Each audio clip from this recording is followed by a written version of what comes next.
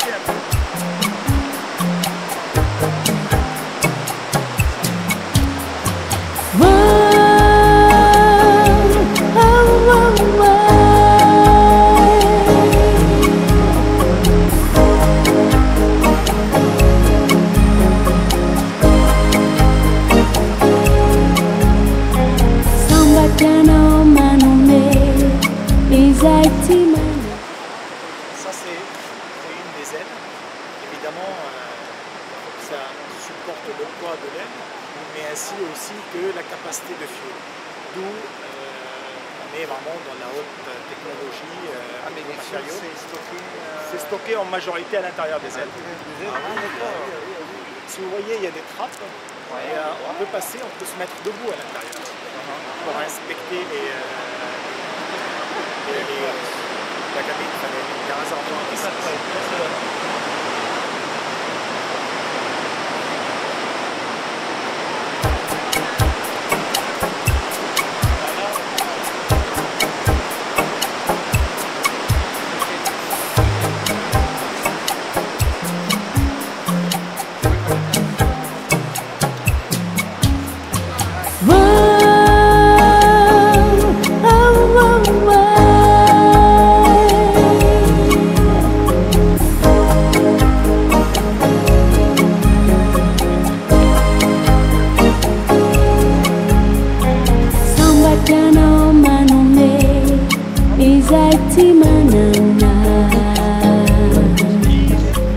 Sambatana mafui wanitina mana ini sambatana mai manume aviamini fumadi timba awanatini sana nitana su ireru anofa sambatana tani sanirotia Sambatana mana pisai mi vena Tena sambatana fawa minau Itwe tatarindrinda maniri utuanau Ni marwa minai kanefa tita fita Ize umena usiampiana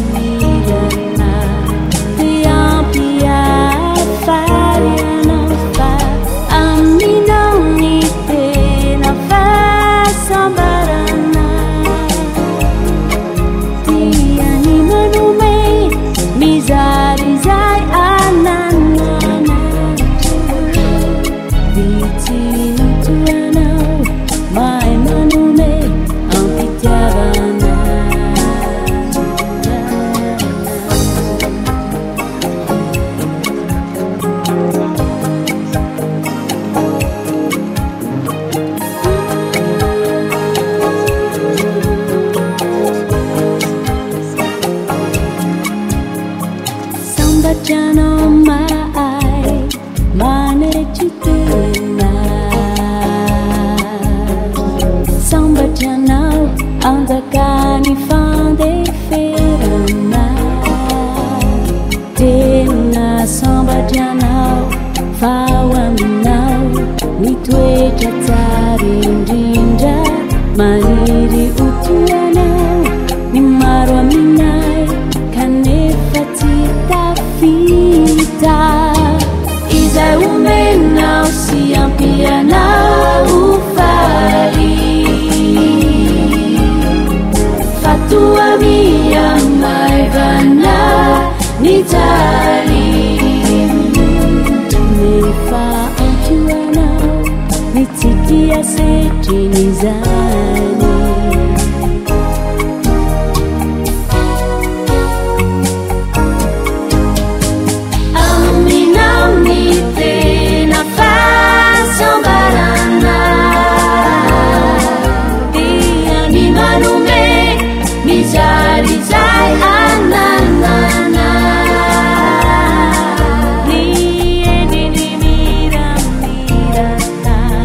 No vale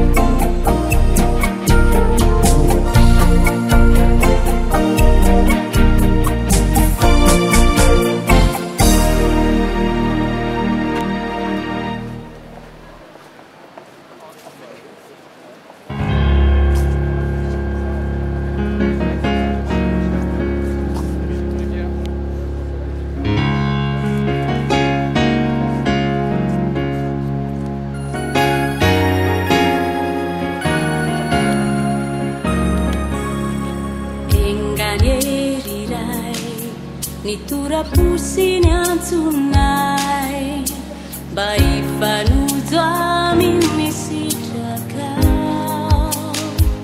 Kailai famarina nau Nu apejawana tinai Batsi yalaminai Nitananau sifitai nau Wenganirai.